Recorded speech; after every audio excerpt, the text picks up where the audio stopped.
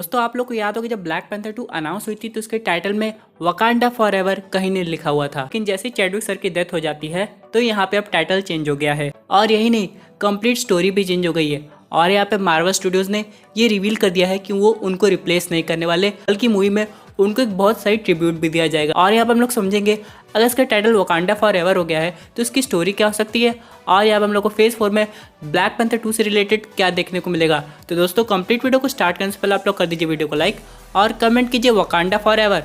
साथ ही साथ जो लोग मेरे चैनल पर नया है मेरे चैनल को सब्सक्राइब करके हमारी कॉमिक बुक टॉक्स फैमिली का हिस्सा बन जाए। तो दोस्तों हम लोग शुरुआत करते हैं। यहाँ पे सबसे पहली इंपॉर्टेंट बात, ब्लैक पैंथर की जो मेंटल है अब टचाला के पास तो है नहीं, क्योंकि उसकी डेथ दिखा दी जाएगी, उसे ट्रिब्यूट दे दिया जाएगा। लेकिन दोस्तों इन सब के अलावा बहुत सी फैन थ्योरी ये कहती है कि माइकल बी जॉर्डन के एरिक किलमोंगर है वो वापस आ रहे हैं, लेकिन ऐसा टेक्निकली पॉसिबल है नहीं क्योंकि ब्लैक पैंथर 1 में उनकी डेथ दिखा दी गई थी। दोस्तों यहाँ पे एक और खबर आ रही थी कि माइकल बी जॉर्डन ने ये रिवील किया कि ब्लैक पैंथर 2 में वो आ सकते हैं, लेकिन स्टोरी में दम होना चाहिए। इसका मतलब क्या हुआ, यानी कि दोस्तों यहाँ पे अगर माइकल बी जॉर्डन वापस किलमोंगर के रूप में आते हैं तो उनको रिवाइव कैसे किया जाएगा।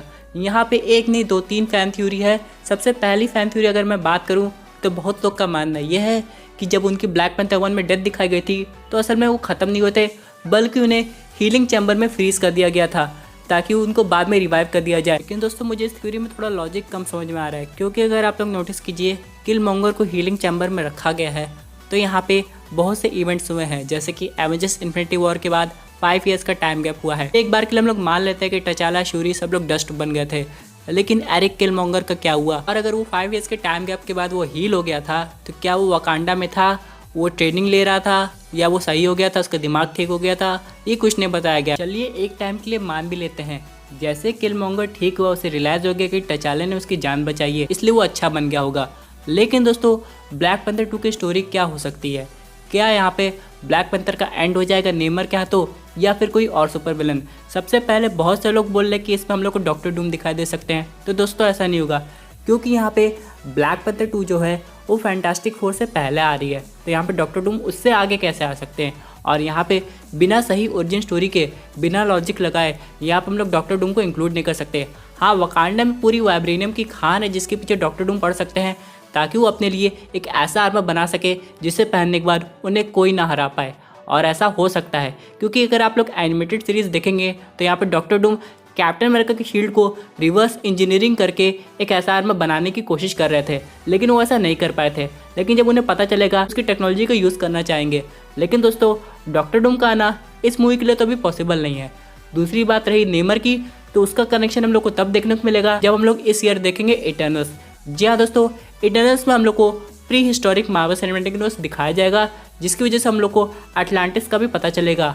अब यहाँ पे कहा तो ये जा रहा है कि इटर्नल्स में पहले दिखाया जाएगा कि अटलांटिस कैसे पहले पानी के ऊपर था, बाद में जाके कुछ ऐसे इंसिडेंट हुए जिसकी वजह से वो पानी के अंदर आ गया। अब यहाँ पे वो नेमर की फैमिली को भी दिखा सकते हैं। और आप लोग जानते हैं कॉमिक बुक में वकांडियंस और अटलांटियंस के बीच में एक फाइट होती है, यहाँ पे उनकी राइवलरी बहुत पहले समय से है, तो ऐसा कुछ हो सकता है। और यहाँ पे हम लोग का एवेंजर्स एंड गेम में एक तो जो भूकंप का रेफरेंस मिला था जो पानी के अंदर से आ रहा था, वो हो सकता है नेमर का ही हो। और जो बात केविन फेगी की तरफ से पता चली है उसमें तो कुछ और समझ में आ रहा है, जैसे कि केविन फेगी ने रिवील किया है जो black panther 2 Wakanda forever movie होगी उसमें हम लोग वकांडा के और पार्ट्स को देखेंगे और कुछ नए कैरेक्टर्स को बताएंगे, जो कि आगे जाके हो सकता है टचाला का मेंटल ले सकते हैं।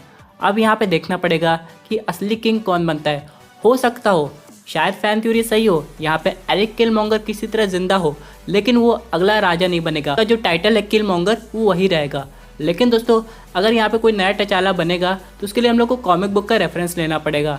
और इन सब के अलावा यहाँ पे बहुत लोग कह रहे हैं कि शूरी को नया ब्लैक पैंथर बनना चाहिए। तो वैसे आप सबकी क्या राय है कि आप एक नया ब्लैक पैंथर देखना चाहते हैं जिसके बारे में अभी आप कुछ नहीं जानते कि कौन हो सकता है, या फिर आप शूरी को देखना चाहते हैं? अब चलिए दोस्तों अगली चीज़ ये समझ लेते हैं कि इस मूवी में कोई मेजर केमियो हो सकता है। तो जी हाँ दोस्तों, 2 केमियो हैं जो इस मूवी से कनेक्टेड हो सकते हैं। पहला तो बकी बांस का, जिसको मेंटल मिला है वाइट वुल्फ का, और हम लोग ने अभी तक उसका वो वाइट वुल्फ वाला आर्मर नहीं देखा है। तो मेरे हिसाब से अगर बकी बांस वकांडा में जाता है तो ऐसा पॉसिबल हो सकता है। और दूसरा सैम विल्सन का। अब बकी बांस का तो लग रहा है कि चलो हाँ उसका केमियो पॉसिबल है। लेकिन आप लोग सोच रहे होंगे सैम विल्सन क्यों जाएगा वकांडा। आप लोग ने देखा होगा फैल्कन की टीवी सीरीज में यहाँ पे उसे जो नया आर्मर मिलता था वो वकांडियंस ही क्रिएट करते थे। तो यहाँ पे उसे थैंक यू बोलने के लिए वो ज़रूर वकांडा एक बार जा सकता है और हो सकता है उस समय वकांडा को कुछ हेल्प की भी ज़रूरत पड़े तो यहाँ पे सैम विल्सन समय के लिए वकांडा में फाइट भी करता हुआ हम लोग को नजर आएगा। लेकिन दोस्तों बाकी सबके अलावा जिस कैरेक्टर का रोल सबसे इम्पोर्टेंट होगा इस मूवी में वो है शूरी। जी हाँ दोस्तों, शूरी को तो देखा है ब्लैक पैंथर 1 में उसने टचाला के लिए एक नया ब्लैक पैंथर आर्मर बनाया था। इन सब के अलावा दोस्तों एवेंजर्स इन्फिनिटी वॉर में वो ऑलमोस्ट विजन के सर से माइलस्टोन अलग करने वाली थी। यानी दोस्तों वो काफ़ी ज़्यादा जीनियस है और अपने लिए भी कुछ ना कुछ ज़रूर करेगी और हो सकता है फाइनली दोस्तों जैसे ब्लैक पैंथर का अलग आर्मर बना है वैसे हम लोग शूरी को भी उसकी अपने वर्जन के ब्लैक पैंथर आर्मर में देख सकते हैं। अब यहाँ पे अगर वकांडियंस और नेमर की फाइट हो रही है तब यहाँ पे सब ग्रुप को एक साथ आना पड़ेगा इंक्लूडिंग अम्बाकू को भी। और वैसे भी दोस्तों हम लोग ने देखा है एवेंजर्स इन्फिनिटी वॉर में भी अम्बाकू टचाला की हेल्प करने आया था क्योंकि वहाँ पे एलियंस पूरे वकांडा पे हमला कर रहे थे।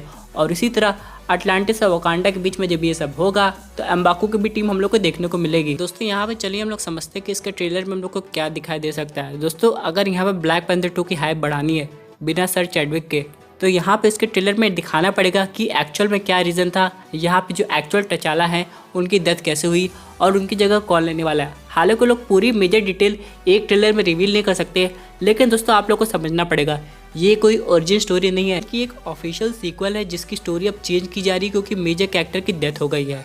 तो यहाँ पे ये मूवी काफ़ी इंपॉर्टेंट है पूरे मार्वल सिनेमैटिक यूनिवर्स के फेज 4 के लिए क्योंकि दोस्तों वकांडा एक ऐसी जगह है यहाँ पे जितनी भी टेक्नोलॉजिकल नीड्स है यंग एवेंजर्स की वो कंप्लीट हो सकती है। दोस्तों जैसा कि आप सब लोग जानते हैं कि अभी टोनी स्टार्क हमारे बीच में नहीं है तो जितने भी गैजेट सबको चाहिए वो कैसे मिलेंगे। तो जाहिर सी बात है वकांडा उनकी काफ़ी हेल्प कर सकता था और इसका एग्जाम्पल हम लोग को falcon and the winter soldier में भी दिखा था जब सैम विल्सन को अपना नया आर्मर मिला है। तो यहाँ पे वकांडा का काफ़ी इंपॉर्टेंट रोल होने वाला है आगे की मूवीज़ में की वजह से ब्लैक पैंथर 2 एक इंपॉर्टेंट मूवी बन जाती है।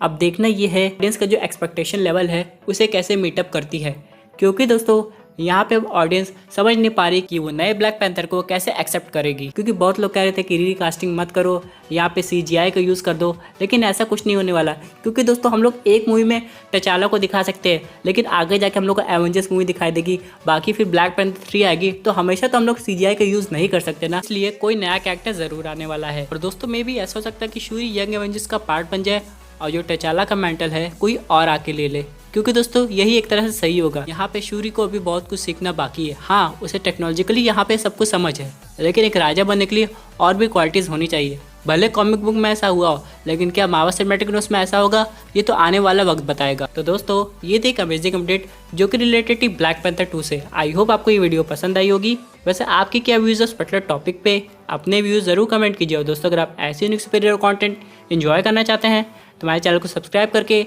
हमारे सुपर हीरो फैमिली का हिस्सा बन जाएगा।